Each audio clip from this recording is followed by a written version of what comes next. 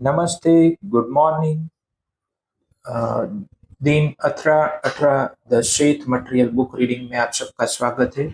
अब तक हमने काफ़ी सारे अलग अलग लाइफ के पहलू के बारे में समझा।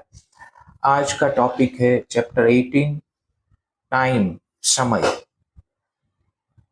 तो ये आज का जो चैप्टर है वो शेथ की जो ड्रीम्स के बारे में बुक है उससे लिया हुआ है। ड्रीम्स बुक से 17,882 से ये पार्ट लिया हुआ है।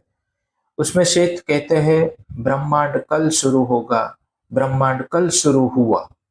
ये दोनों ही बयान बिल्कुल निरर्थक है। काल गलत है और शायद आपका समय बोध पूरी तरह से खराब हो गया है। फिर भी यह कथन ब्रह्मांड किसी सुदूर अतीत में शुरू हुआ बुनियादी शब्दों में बिल्कुल अर्थहीन है, क्योंकि ना तो इसका अंत है ना इसका प्रारंभ है, बस ये चल रहा है। नाव में ये है, बस यही इसका इसका वजूद है। तो जब भी हम कहते हैं कि ब्रह्मांड पहले शुरू हुआ था या और कल शुरू होगा या ऐसा होगा वैसा होगा, ये जो समय की जो समय की जो भ्रम है उसमें जो हम फंस जाते हैं कि कल करूँगा, परसों किया था, ऐसा हुआ था, ऐसा ना हो जाए, ये जो है ये सब निरर्थक बातें हैं। तो उसमें हमारा जो समय बोध है वो पूरी तरह से हमारी जो सिस्टम है वो हमारी समय की जो सिस्टम हमारी बॉडी में चल रही है वो कंट्रोल कर रहा है। हमारा पीनियल ग्लैंड हमारे समय की जो सिस्टम है उसको कंट्रोल कर रहा है, वो वहाँ से खराब हो चुका है। तो आगे शेठ कहते हैं वास्तव में पहले दो कथन हालांकि कोई तार्किक अर्थ नहीं रखते हैं, वास्तव में उन घटनाओं का संकेत देते हैं जो दिखाते हैं कि समय स्वयं एक रचनात्मक निर्माण से अधिक कुछ नहीं है। समय और स्थान आपके ब्रह्मांड के फर्नीचर का एक फैशन की तरह हिस्सा है। गुजरते लम्हों का अस्तित्व आपके मनोवैज्ञानिक कमरों से उसी तरह जुड़ा है जैसे घड़ियां आपकी दीवारों से जुड़ी होती है। जब भी विज्ञान या धर्म ब्रह्मांड की उत्पत्ति की खोज करते हैं तो वे इसे अतीत में खोजते हैं। अभी ब्रह्मांड का निर्माण हो रहा है, सृजन प्रत्येक क्षण में आपकी शर्तों में होता है। अब तो समय का भ्रम ही पैदा हो रहा है, इसीलिए किसी समय योजना का उपयोग करके ब्रह्मांड की उत्पत्ति की खोज करना कुछ हद तक व्यर्थ है, जो अपने आप में कम से कम अत्यधिक सापेक्ष है। यानी कि हम जो भी कार्य करते हैं उस समय की पाबंदी में हम उसको ले जाते हैं और उस शर्त में जो भी हम सृजन करते हैं वो काफी भ्रम पैदा करने वाला होता है। तो समय का भ्रम ही इन सब बातों में पैदा हो रहा है कि कल मैं ऐसा करूंगा, आज मैं ऐसा करूँ या मैं इतने दिन में ऐसा करूंगा। ये जो हमारी जो सृजन की जो शर्तें हैं वो समय के भ्रम से पैदा हो रही है। आपका वर्तमान या वर्तमान क्षण एक मनोवैज्ञानिक मंच है, लेकिन जो आज हम कर रहे इस क्षण में वो हमारी नाव है, प्रेजेंट मोमेंट है, वो एक मनोवैज्ञानिक मंच है। ऐसा लगता है कि ब्रह्मांड की शुरुआत किसी प्रकार की ऊर्जा के प्रारंभिक विस्फोट से हुई। विकासवादी इसका कारण नहीं बता सकते। कई धार्मिक लोगों का मानना है कि ईश्वर वास्तविकता के एक बड़े आयाम में मौजूद है और उसने स्वयं ब्रह्मांड से बाहर रहते हुए ब्रह्मांड का निर्माण किया। तो हमारे सभी धर्मों में ऐसा ही कहा गया है कि ईश्वर ने इस ब्रह्मांड का निर्माण किया हुआ है कहीं बाहर बैठकर। और जो जो साइंटिस्ट है, जो विकासवादी है, वो लोग ऐसा समझाते हैं कि किसी प्रकार का विस्फोट हुआ और उससे इस ब्रह्मांड की उत्पत्ति हुई। लेकिन ये क्यों विस्फोट हुआ, इसकी उत्पत्ति क्यों हुई, इसका कारण वो लोग नहीं बता सकते। तो ये सब बातें हमारे इर्द गिर्द चल रही है। उन्होंने इसे क्रियान्वित किया, तो ईश्वर ने ही इस ब्रह्मांड का निर्माण किया और उन्होंने ही इसे कार्य कैसे उसको क्रियान्वित यानी कि क्रिया करते हुए ऐसा बनाया कि वो अपने आप क्रिया में रहे। कई व्यक्ति किसी भी अनुनय का पालन करते हुए मानते हैं कि इसके स्रोत की परवाह किए बिना ब्रह्मांड की ऊर्जा खत्म होनी चाहिए। तो काफी लोग इसके बारे में ये बताते हैं कि ब्रह्मांड खत्म हो जाएगा, प्रलय आ जाएगा, सब कुछ नष्ट हो जाएगा, इसमें जिसको इसने बनाया है उसकी परवाह किए बिना ये सब खत्म हो जाएगा, ऐसी बातें करते। तो जो लोग ऐसी बातें करते उनका ब्रह्मांड यानी कि उनकी दुनिया खत्म हो जाती है। क्यों? क्योंकि उनकी दुनिया उसके इर्द गिर्द के लोग, उसकी लाइफ की परिस्थितियां उससे बनी हुई है। ये जो बाकी की दुनिया है जिसको चला रहा है, वो जो अपने आप चल रहा है, उससे उसको कोई फर्क नहीं पड़ता। जो जो जिनकी मानसिकता उस स्टेट में है उनका जीवन वैसा हो जाता है। तो ये कुछ खत्म नहीं होने वाला है, सब अपने आप परिवर्तन की ओर चल पड़ा है। बहुत अच्छा समय आने वाला है, सबका आएगा। हम सब एक अच्छे दौर से गुजर रहे हैं जहाँ पर अच्छी ऊर्जाएं इस धरती पर आ रही है। तो आगे श्वेत कहते हैं, स्थापित विज्ञान बिल्कुल निश्चित है कि अब किसी भी ऊर्जा को न तो बनाया जा सकता है और न ही नष्ट किया जा सकता है। तो ये जो इस्टेब्लिश्ड साइंस है कि ऊर्जा कभी नष्ट नहीं होती, कभी इसको बनाई नहीं जा सकती, उसको उत्पन्न नहीं की जा सकती, वो तो ऊर्जा है, बल्कि केवल रूपांतरित किया जा सकता है। यानी कि हमारा समय, हमारी ऊर्जाएं, हमारे थॉट्स, हमारे शरीर, ये सब कुछ ट्रांसफॉर्म हो रहा है।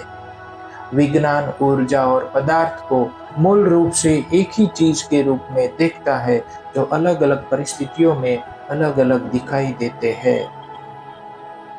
तो विज्ञान ऊर्जा और पदार्थ को मूल रूप से एक ही चीज के रूप में देखता है जो अलग अलग परिस्थितियों में अलग अलग दिखाई देते हैं। ये जो हमने समझा कि ये सब कुछ रूपांतरित हो रहा है, तो उसका मतलब ये है कि हमारे अंदर जो भी नेगेटिविटी है हमें उसको ट्रांसफॉर्मेशन में लाना चाहिए। नेगेटिव पार्ट को पॉजिटिव पार्ट में रूपांतरित करने की कोशिश करनी चाहिए, तो धीरे धीरे हो जाएगा। लेकिन अगर हम बैठे रहे कि नहीं होता है, एक बार में अगर हम मान ले कि मेरे से नहीं होता, ये काफ़ी डिफ़िकल्ट है, ऐसा करना वैसा करना, लोग ऐसा करते हैं तो क्या मुझे ऐसा नहीं करना चाहिए? जैसे मैं पहले गुस्से वाला था, अभी भी काफ़ी कुछ टाइम पे मुझे गुस्सा आ जाता है, तो लेकिन मैं उस परिस्थितियों को समझ रहा हूँ। गुस्सा आने के बाद भी मैं अपने आप को बोलता हूँ कि भाई मेरे को इस एनर्जी को ट्रांसफॉर्म करना है लव की एनर्जी में। तो ये सब चीज अंदर का पार्ट है, इनर हमारी ये प्रोसेस चलनी चाहिए कि जो भी हो रहा है उसको हमें ट्रांसफॉर्म करना है किसी और चीज में जिससे हमें खुशी मिल रही है, आनंद मिल रहा है। कुछ शब्दों में श्वेत कहते हैं कि कुछ शब्दों में विज्ञान और धर्म दोनों एक वस्तुनिष्ठ रूप से निर्मित ब्रह्मांड के विचार से निपट रहे हैं। या तो भगवान ने इसे बनाया या भौतिक पदार्थ कुछ अस्पष्ट तरीके से ऊर्जा के प्रारंभिक विस्फोट के बाद बना था। तो विज्ञान और धर्म दोनों अपने अपने विचार से उस निर्मित ब्रह्मांड को निपट रहे, यानी कि समझ रहे कि ये कैसे बना। जो धर्म के लोग हैं वो बताते हैं कि इसे भगवान ने बनाया है, और जो साइंटिस्ट है वो ऐसा बता रहे हैं कि ये सब भौतिक पदार्थ कुछ अस्पष्ट तरीके से ऊर्जा के प्रारंभिक विस्फोट के बाद बना था और चेतना उस प्रारंभिक मृत पदार्थ से उभरी थी जिसे अभी तक समझाया नहीं जा सका है। तो ये विज्ञान कहता है। श्वेत कहते हैं इसके बजाय चेतना ने पदार्थ का निर्माण किया। जैसा कि मैंने पहले कहा है, प्रत्येक परमाणु और अणु की अपनी अपनी चेतना होती है। चेतना और पदार्थ और ऊर्जा एक है, कुछ अलग नहीं है। चेतना ही पदार्थ है, पदार्थ ही चेतना है, ऊर्जा है। लेकिन चेतना ऊर्जा को पदार्थ में बदलने की पहल करती है, चेतना ऊर्जा को पदार्थ में बदलने की पहल पहल करती है। कैसे? जब भी चेतना चेतना सूक्ष्म हो जाए, मंद हो जाए, तो मूर्त स्वरूप बन जाती है। जब वो फ्लो करने लगे, उस डायनामिक लेवल पे चली जाए, फ्लो करने लगे, तो पदार्थ पदार्थ चेतना में रूपांतरित हो जाती है। अभी उसको हम एक सिंपल तरीके से उसको समझे, तो जब भी हम वाटर को 0 डिग्री सेल्सियस पे स्थिर कर दे, तो बर्फ बन जाती है, यानी कि वो पदार्थ है। जब भी हम उसको उबाले, यानी कि उसको उसको और डायनामिक एनर्जी में ले जाए, तो वराल स्वरूप में बन जाते, जो चेतना का पार्ट है, जो दिखाई नहीं देता। तो ये बात है, जब भी चेतना ऊर्जा को पदार्थ में बदलने की पहल करती, यानी कि वो मंद हो जाए, अपनी गति को स्थिर कर दे, तो पदार्थ है। और जब वो हायर फ्रीक्वेंसी में फ्लो करने लगे, तब वो चेतना हो जाती, वही पदार्थ चेतना में बदल जाता। उन शब्दों में, जैसे आपने देखा होगा कि नदियां पत्थर को काट देती है, यानी कि वो पत्थर टूट के उस नदी के साथ वो चेतना में बह जाते हैं। उन शब्दों में शेत कहते हैं कि उन शब्दों में आपके ब्रह्मांड की शुरुआत चेतना के विस्तार में एक विजय थी, क्योंकि उसने खुद को भौतिक रूप में अनुवाद करना सीख लिया था। यानी कि हमें भी अपनी चेतना में रह के हमारे जो भौतिक स्वरूप है, ये जो शरीर है, उसको सीखना चाहिए कि हम कैसे चीजों को अपने जीवन में लाए। तो ये उसकी विजय थी कि उन्होंने अपने खुद को भौतिक रूप में अनुवाद करना सीख लिया था।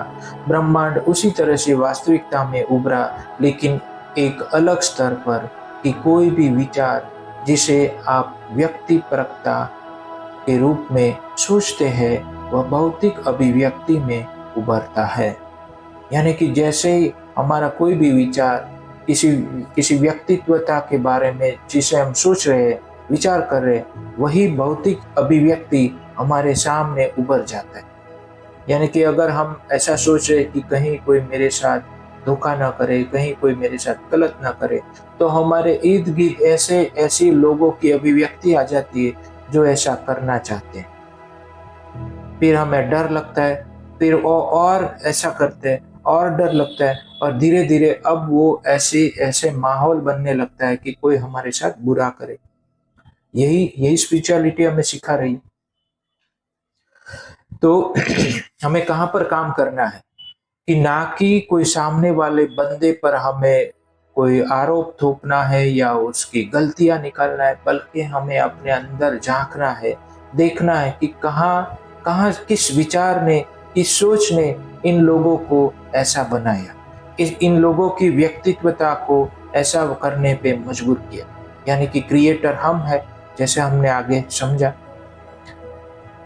तो शेठ आगे कहते हैं कि इस पुस्तक के प्रत्येक पाठक की चेतना ब्रह्मांड के निर्माण से पहले मौजूद थी आपके शब्दों में, लेकिन वह चेतना अव्यक्त थी। आपका निकटतम अनुमान, और यह केवल एक अनुमान है, ब्रह्मांड के निर्माण से पहले मौजूद अस्तित्व की स्थिति स्वप्न अवस्था है। शुरुआत से पहले उस अवस्था में आपकी चेतना अंतरिक्ष और समय से मुक्त थी, अपार संभावनाओं से अवगत थी। इसे शब्दों में व्यक्त करना बेहद कठिन है, फिर भी यह बहुत महत्वपूर्ण है कि ऐसा प्रयास किया जाए। आपकी चेतना एक असीम मौलिक रचनात्मक प्रक्रिया का हिस्सा है। प्रारंभिक धर्म द्वारा इस पर लगाए गए अर्थों के कारण मैं जानबूझकर भगवान शब्द का उपयोग करने से बचूंगा। मैं इस पुस्तक में इस दिव्य प्रक्रिया की विशेषताओं को समझाने का प्रयास करूंगा। मैं इस प्रक्रिया को ऑल दैट इज कहता हूँ, यानी कि जैसा हमने आगे चैप्टर 12 में इसको समझा, वैसा ही है। जो कुछ भी है वह उसकी रचनाओं का इतना हिस्सा है कि उसकी रचनाओं के निर्माता को अलग करना लगभग असंभव है, क्योंकि प्रत्येक रचना अपने स्रोत की विशेषताओं को भी अपने भीतर अमिट रूप से रखती है। यानी कि वही बात जो हमने कल भी समझी और हर रोज समझ रहे वही बातों को अलग अलग एंगल से, जीवन के अलग अलग पार्ट से हम इसको समझ रहे हैं। जैसे आज हमने समय के बारे में समझा कि समय में कैसे उन बातों को अप्लाई किया जा सकता है, वही बातें हमने समझी सेठ के निर्देशन के जरिए। तो आज का सेशन यहाँ पर खत्म होता है। कल फिर से नई अंडरस्टैंडिंग के साथ आपके समक्ष हाजिर होंगे। Thank you, goodbye, take care, love you all.